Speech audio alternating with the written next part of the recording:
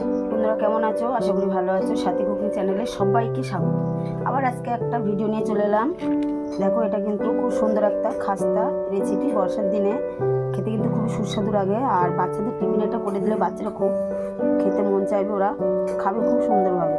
দেখেছো কত সুন্দর, এরকম মচমচে হয়েছে, দেখো কত সুন্দর। সেটাই কিন্তু আমি শেয়ার করব। পুরো ফুল ভিডিওটা দেখতে থাকো কীভাবে আমি তৈরি করেছি। এটা কিন্তু বাড়িতে তৈরি করে খেতে পারবো। দেখছো কত সুন্দর, মচমচে একদম, আওয়াজটা শুনে বুঝতে হবে কত সুন্দর কিসমি হয়েছে। চলো কীভাবে তৈরি করি সেটাই কিন্তু তোমরা দেখতে থাকো। ফুল ভিডিওটা কিন্তু স্কিপ করবে না। বন্ধুরা, এখানে আমি কিছুটা পরিমাণ চিড়ে নিয়েছি। চিড়েটা কিন্তু আমি 10 মিনিটের মতো ভিজিয়ে রেখেছিলাম। দেখো ঠিক এইভাবে ঝরঝরে হবে, আর দেখো গলেও গেছে।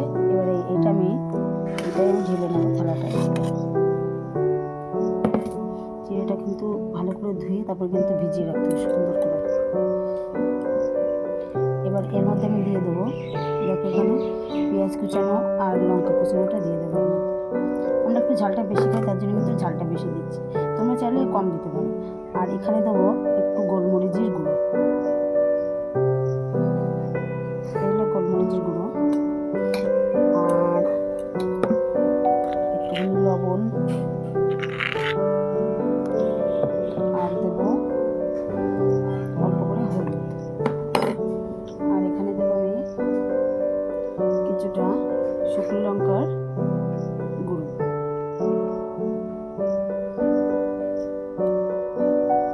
এবার দিয়ে দেবো কর্নফ্লাওয়ার, কিছুটা পরিমাণ কর্নফ্লাওয়ার দেবো। কর্নফ্লাওয়ারটা দিলে কী হবে বন্ধুরা, এটা কিন্তু ক্রিসমি হবে আর একটু খাস্তা টাইপের হবে, তার জন্য কিন্তু আমি কর্নফ্লাওয়ারটা দিলাম। এবার আমি ভালো করে এর সাথে মিক্সড করে নেব।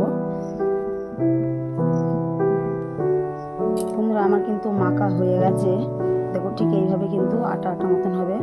দেখেছো কি দলা পাকালে এরকম দলা হয়ে যাচ্ছে, ঠিক এইভাবে কিন্তু মেখে নিতে হবে। বন্ধুরা, এবার কিন্তু আমি হাতে একটু তেল লাগিয়ে নিলাম। তেল লাগিয়ে নিলে কী হবে, এই যে করবো আমি, এই দেখো ঠিক এরকম গোল করে নেব। গোল হয়ে যাচ্ছে তো, এবার আমি এটা সুন্দর করে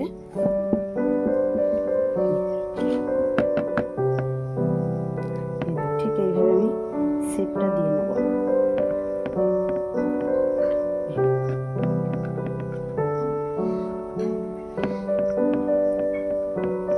সবকটা কিন্তু আমি এইভাবে রেডি করে নেব।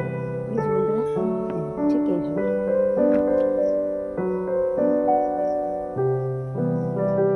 বন্ধুরা, আমার কিন্তু সবকটা রেডি হয়ে গেছে। দেখো খুব সুন্দরভাবে কিন্তু একই রকম শেপ দিয়ে নিয়েছি। দুটো একটা কিন্তু মাছের পেটির মতন শেপ দিয়ে নিয়েছি। এই দেখো মাছের পেটির মতো সবকটা রেডি হয়ে গেছে। এবার এগুলো ভাজার পালা, চলো ভাজা করে নিই। এবার এটা কিন্তু আমি এই যে ময়দাটা গুলে রেখেছি বন্ধুরা, এর মধ্যে একটু করে দেবো, কোট করে নেব। এদিকে তেলটা আমার গরম হয়ে গেছে, এর মধ্যে এক এক করে ছেড়ে দেবো। আমার কিন্তু তেলের মধ্যে সবকটা দিয়েছি। এটা কিন্তু লো ফ্লেমে ভাজতে হবে, কিন্তু জোরে দিলে হবে না। আমি কিন্তু লো ফ্লেমে, গ্যাসের লো ফ্লেমটা দিয়েছি, দিয়ে কিন্তু এটা ভাজা করছি। দেখো কেমন লাল লাল হয়ে উঠছে উপর দিকে।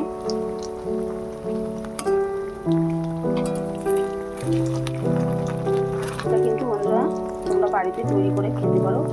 খেতে কিন্তু খুব দুর্দান্ত এবং খাস্তা কিসমি হয়।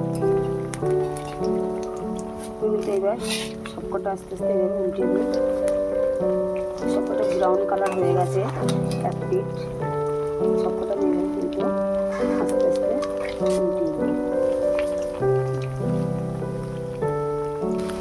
বন্ধুরা, আমার কিন্তু দেখো ভাজা হয়ে গেছে, কিন্তু খুব সুন্দর একটা কালার এসেছে, আর কিন্তু খাস্তা টাইপের হয়েছে। দেখো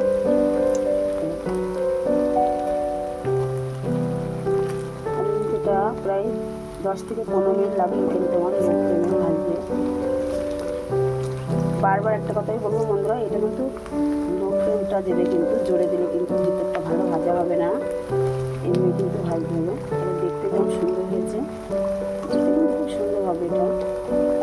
এটা আমি লাগিয়ে নিচ্ছি, তেলটা ভালো করে ঝরিয়ে নেব। হয়ে গেছে আমার। তো বন্ধুরা, আর যে কটা আছে সে কটা কিন্তু আবার আমি তেলের মধ্যে দিয়ে দিয়েছি। এ কটাও কিন্তু ওইভাবে একইভাবে কিন্তু আমি কিন্তু এটা ফ্রাই করে নেব। বন্ধুরা দেখো, এটা কিন্তু খুব সুন্দর হয়েছে, আর দেখো কেমন শব্দ শুনতে পাচ্ছ, কেমন মচমচে হয়েছে। আমি তো এটা একটা ভেঙে দেখাচ্ছি। দেখো কত সুন্দর খাস্তার ভেতরটা, দেখো কত সুন্দর হয়েছে দেখতে। এভাবে কিন্তু বাড়িতে তৈরি করে খেতে পারো বন্ধুরা। আর কে কোথা থেকে দেখছো অবশ্যই লাইক কমেন্ট করে শেয়ার করে পাশে থাকবে, আর পাশে থাকা বেল আইকনটা প্রেস করে দেবে ভালো লাগলে। নতুন বন্ধুরা যারা আছো আমার ভিডিওটা দেখবে, সাবস্ক্রাইব করে পাশে থাকবে।